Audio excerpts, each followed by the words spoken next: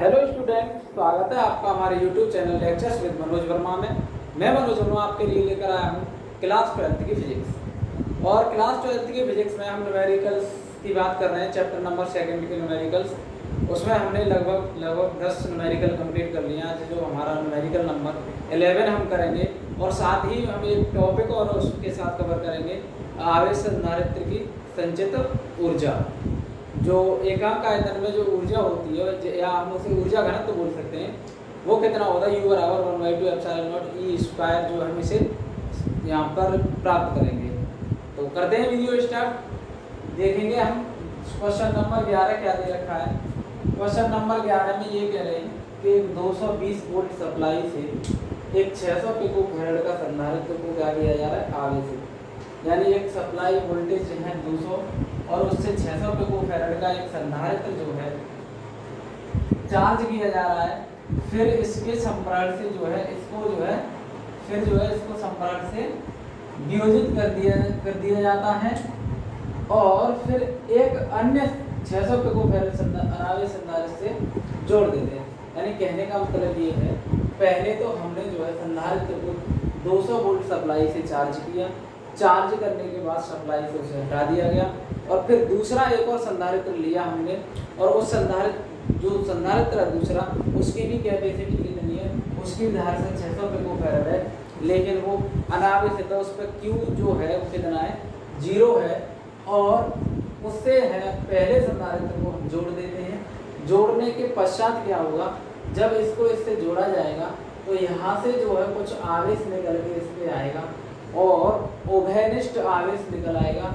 उभयनिष्ठ आवेश को फाइंड करने के बाद हम दोनों को जोड़ने के बाद उभयनिष्ठ विभव निकालेंगे, यानी विभव का भी क्या रहा होगा, आदान प्रदान रहा होगा। और जब तक दोनों पर विभव समान नहीं हो गया होगा, तब तक जो है चार्ज जो है पहले वाले संधारित्र से दूसरे संधारित्र पर जाता रहा होगा। तो सबसे पहले हम कहेंगे कि सवाल में क्या दे रखा है। सवाल में जो दे रखा है उसे लिखेंगे, दिया जला लेंगे भाई, दिया नहीं जलेगा तो सवाल हमारा नहीं होगा। कह रहे हैं कि 200 वोल्ट सप्लाई से वोल्टेज है, मैं कहूँ इसे V1 बराबर 200 वोल्ट दे रखा है, और मैं कहूँ कि पहले संधारित्र की धारिता को मैं C1 ले लूँ कि C1 बराबर 600 पिको फैराड, C1 बराबर 600 पिको फैराड, या मैं कहूँ 600 गुणा 10 की घात माइनस के 12 फैराड, या ये भी कह सकता हूँ मैं बराबर में 6 गुणा 10 की घात माइनस के 10 फैराड। 2 जीरो से 2 घातें यहाँ पर ऐड हो जाएंगी।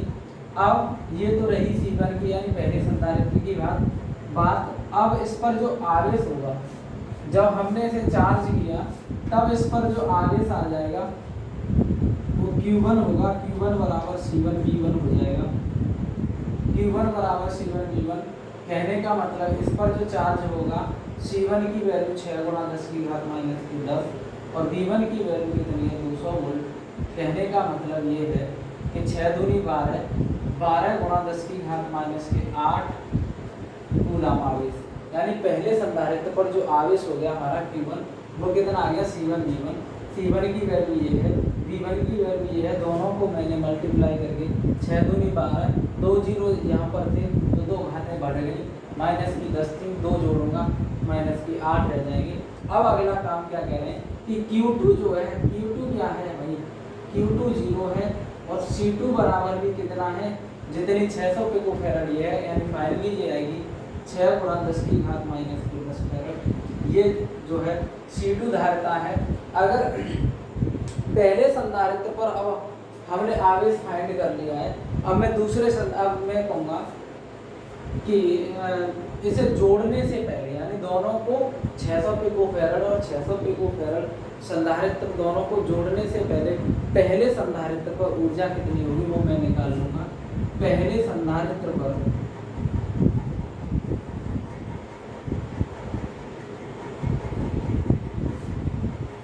ऊर्जा, तो स्थितिज ऊर्जा का फॉर्मूला होता है भाई U बराबर 1/2, मैं U1 ले लेता हूँ, उसका नाम 1/2 CV स्क्वायर होता है। C की जगह C1 है, B की जगह V1 है, यानी half C1 V1 square.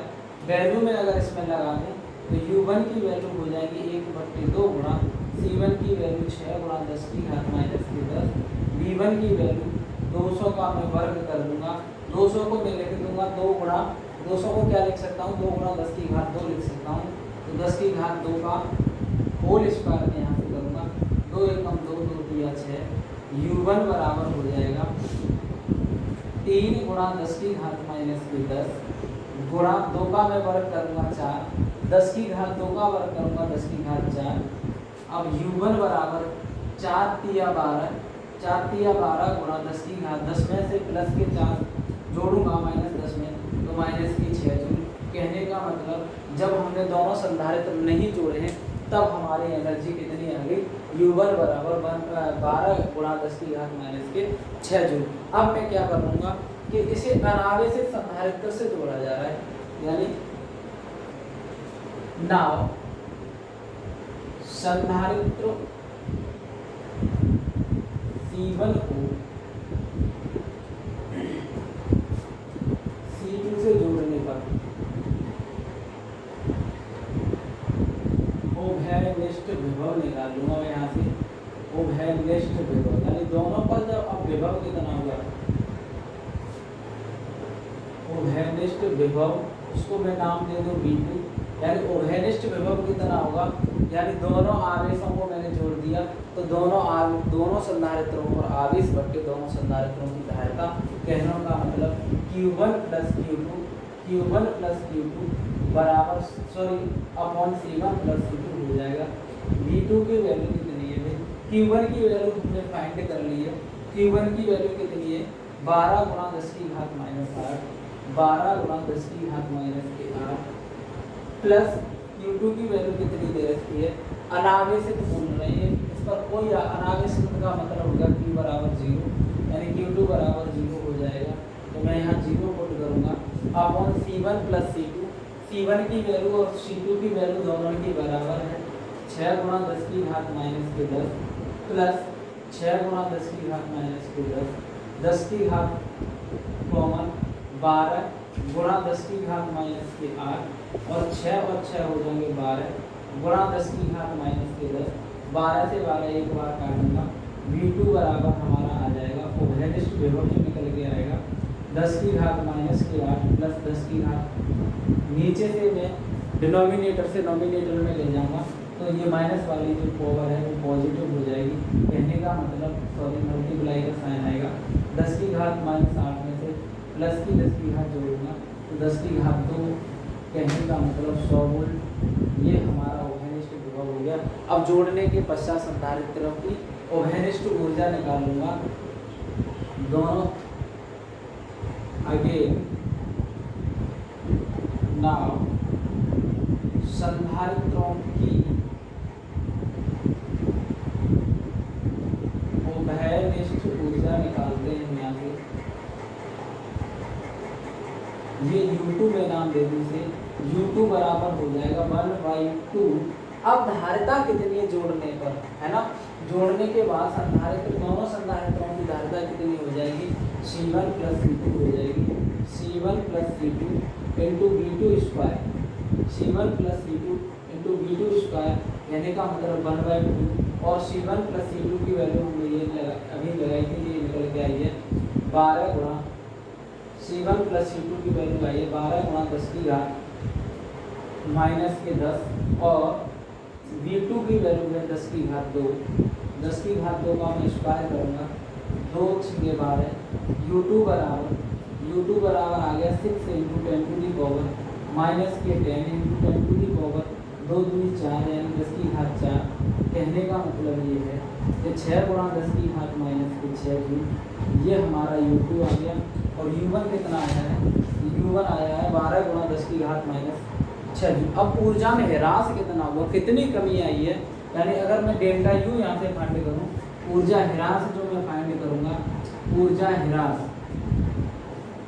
Delta U बराबर U1 माइनस U2, और ऐसे में अगर सॉल्व करता हूँ सीधा सीधा दिखाई दे रहा है 10 की घात माइनस 6 यहाँ पे, 10 की घात माइनस 6 यहाँ 12 यहाँ पर 6, तो 12 में से 6 घटाऊंगा, 12 में से अगर मैं 6 घटा दूँ तो कितना बचेगा, 6 गुणा 10 की घात माइनस के 6 जूल। और यही इस सवाल का आंसर है। तो ये सवाल हमारा क्वेश्चन नंबर 11 और हमारी एक्सरसाइज अब जो है कंप्लीट हो गई। अब हम चलते हैं अगले टॉपिक की तरफ, स्क्रीनशॉट ले लीजिए।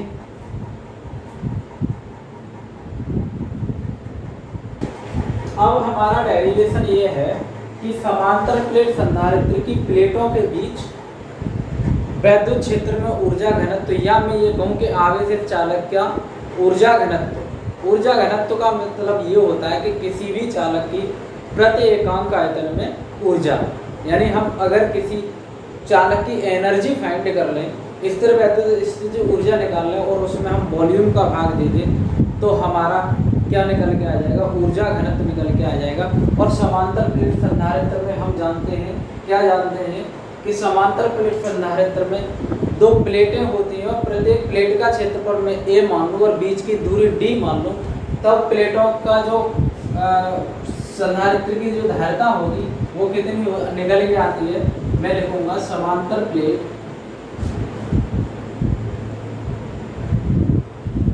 संधारित्र की धारिता,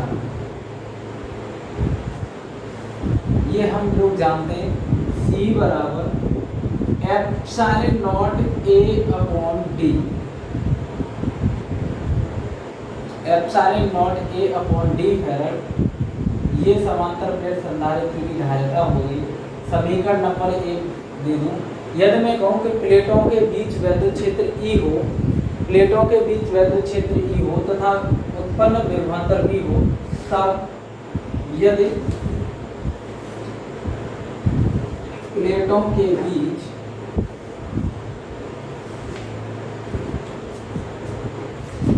वैद्युत क्षेत्र E में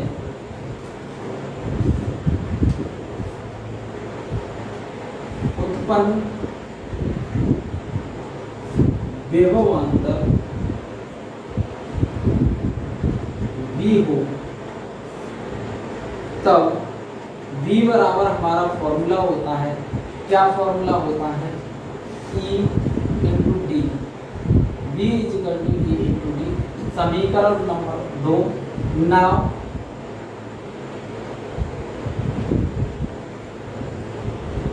समांतर प्लेट संधारित्र की ऊर्जा, ऊर्जा जो होती है U बराबर हाफ CV स्क्वायर होती है, 1/2 CV स्क्वायर। समीकरण 1 और 2 से, समीकरण 1 व 2 से मैं जो है C और B की वैल्यू अगर मैं पुट करूँ यहाँ पर, C और B की वैल्यू लगाऊँ तो U बराबर 1/2 C की जगह लगाऊंगा मैं समीकरण 1 से epsilon not A upon D into B की वैल्यू कितनी है E इंटू डी, और इसका भी मुझे क्या करना है, स्क्वायर करना है, यानी E इंटू डी का होल स्क्वायर। कहने का मतलब ये है कि 1/2 epsilon not A upon D into E square D square, और इस D से ये घात खत्म हो जाएगी।